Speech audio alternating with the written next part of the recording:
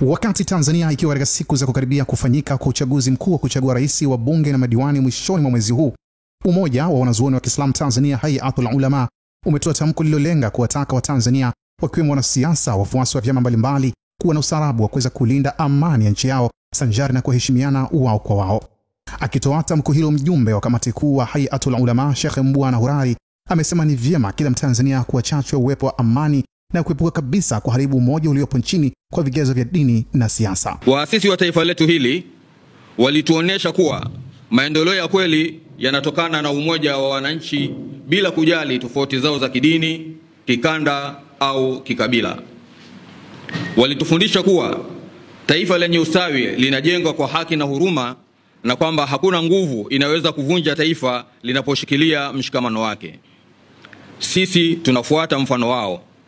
Tusiingize propaganda, chuki wala ubaguzi wowote wa kisiasa, kidini ama kikabila kuvunja umoja wetu na kuharibu maendeleo ya taifa letu kwa jumla. Hata hivyo, Sheikh Mbwana Hurari alipokuwa akisoma waraka huo amewasisitiza Watanzania waendelee kutekeleza haki yao ya kikatiba kwa kuchagua viongozi wa watakao ambao watailetea mema taifa la Tanzania na watu wake.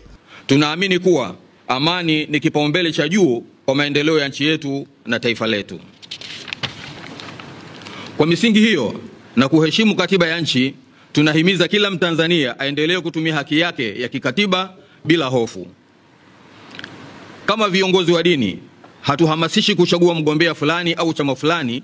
Badala yake tunaheshimu taifa letu na tunalinda amani na ustawi wake kwa kuhimiza ushiriki salama na wa amani kwa wananchi wote. Kwa upande wake, Sheikh Musa Kundechi amesema waraka huo hauna nia yoyote zaidi ili kutoa nasaha tu kwa Watanzania kuepuka kufanya vurugu ya aina yoyote ile, lakini pia hata kukubali kushawishiwa kususia uchaguzi huo. Lazima sote tufahamu kipindi cha uchaguzi kama ilivyo ni kipindi muhimu, sio kipindi cha dabi za kisiasa.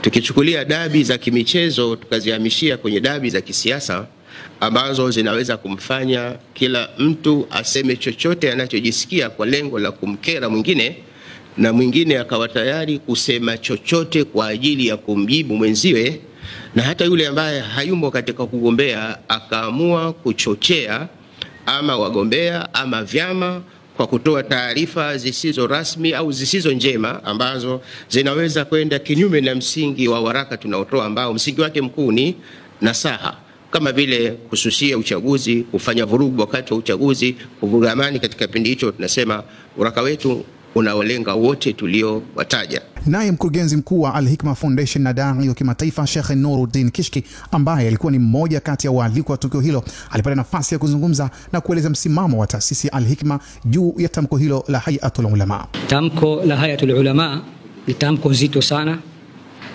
tamko lililokwenda shule, bali limekwenda zaidi ya shule. Ni tamko ambalo limekaliwa hasa na maulama wetu, wasomi wetu wa Kiislamu chini ya Hayatul Ulama. Mimi kama shekhe na mlinganiaji na mkurugenzi mtendaji wa taasisi Al-Hikma Foundation, tamko hili tunaliunga mkono na tunawaasa Waislamu na Watanzania waweze kusikia. Waswahili wanasema asiyesikia la mkuu huvunjika guu.